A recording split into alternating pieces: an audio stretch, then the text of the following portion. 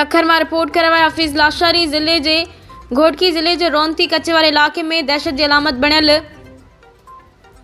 ख़तरनाक धाड़ेल राहिब शहर पंहिंजे साथियुनि समेत पुलिस आड़ो हथियार फिटा करे सरेंडर करे छॾियो आहे। धाड़ेल की गिरफ़्तारी बाद सिंध में एक भेरो ॿीहर 7 साल अगवा थियल नींगरी प्रिया कुमारी की बाज़ियाबी बाबत सवाल ज़ोर वठी वियो आहे।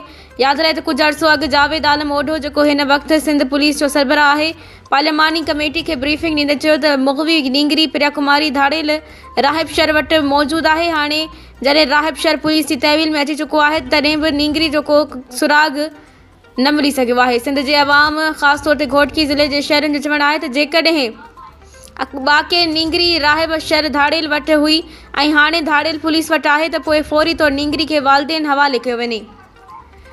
हसास मामले में सिंध हुकूमत ऐं पुलिस खां वाज़े मौक़िफ़ ऐं नतीजा घुर्जनि।